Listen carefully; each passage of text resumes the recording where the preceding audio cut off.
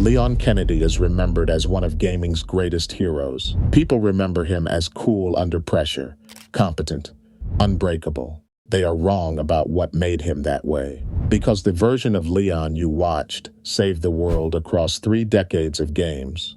That man doesn't exist on his first night in Raccoon City.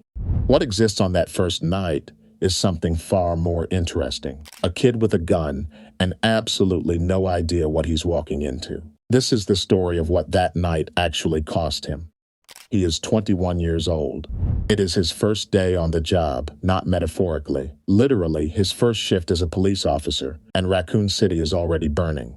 Before RE2 even gives you control, it tells you exactly who Leon is. Someone who shows up when he's supposed to, even when every sane person wouldn't. He got the call. He came. The city was already dead, and he still parked the car and walked in.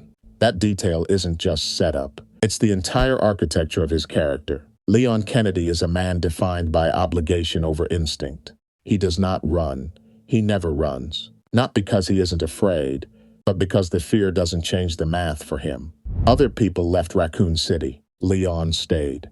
Why does a 21-year-old with 0 experience stay in a city that's already dead? That answer shapes everything that comes after. 40 minutes into Raccoon City, Leon meets Ada Wong. She lies to him immediately, calls herself a cop.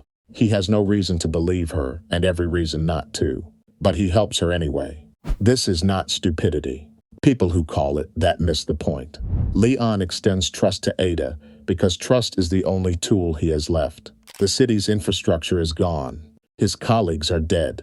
His training covers none of this. All he has is the decision to treat people like people, even when the evidence says otherwise.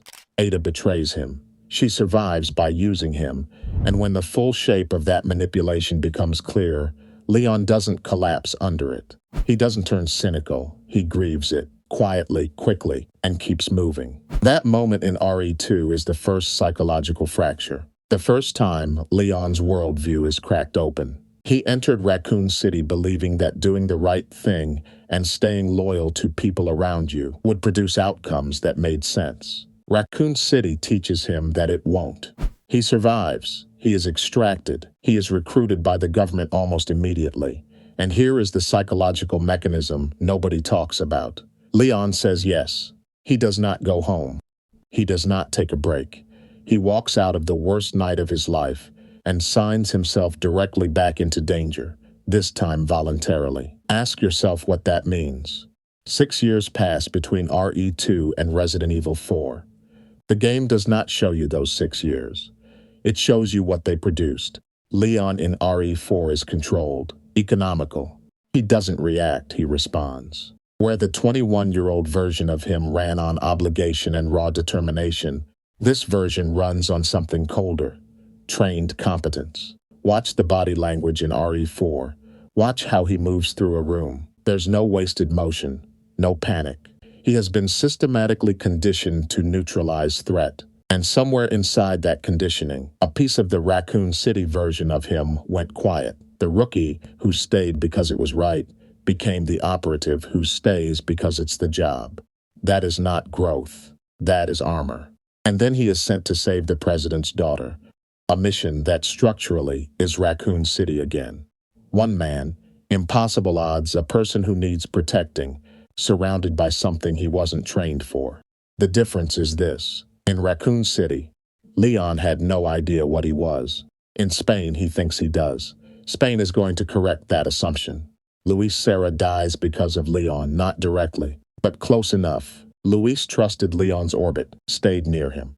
And Sadler used that proximity to eliminate him.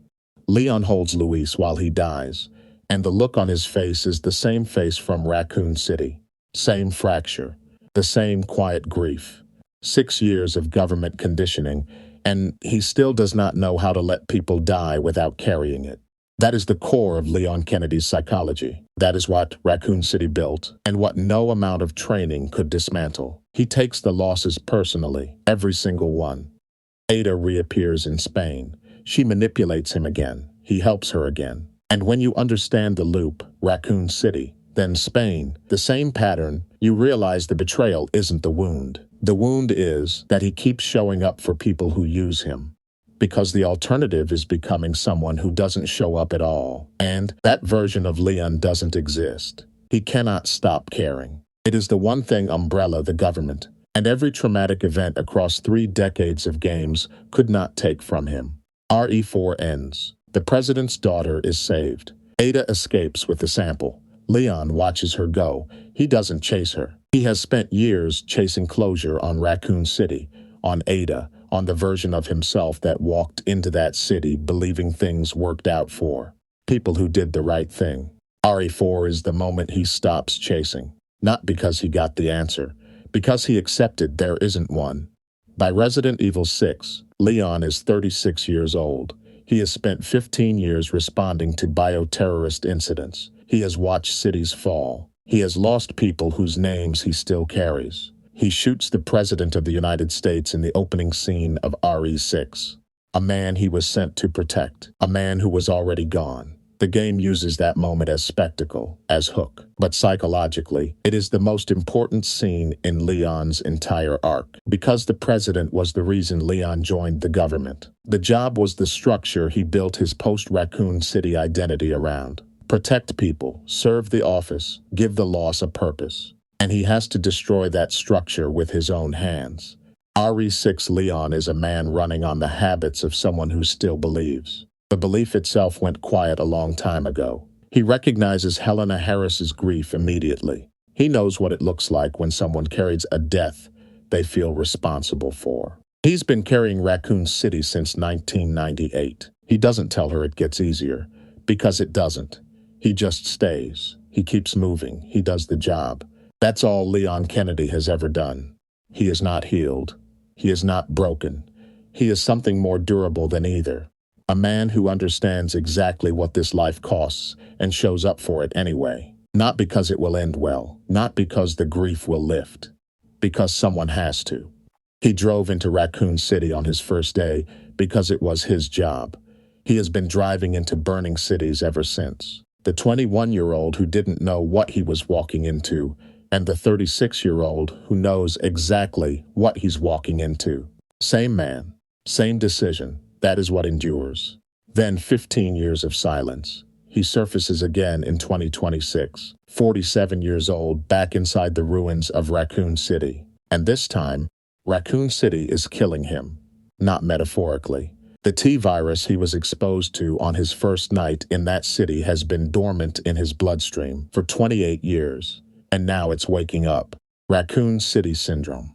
The thing he survived in 1998 is finishing the job in 2026. He is in Raccoon City again, looking for a way to save someone he barely knows, slowly dying from the night that made him. In the final moments of Requiem, he can't fight. He can barely stand. Grace injects him with the only cure available, and they both go down when the facility collapses. Chris Redfield pulls them out. Leon lives. He has been pulled out of burning buildings his entire life, and he always, without fail, goes back in. That's not heroism. That's the only thing he knows how to be. Most people remember Leon for the one-liners, for the coat, for the hair. They remember the cool. What they don't remember is the cost of it. That's the story they keep making games about, and the one nobody finishes.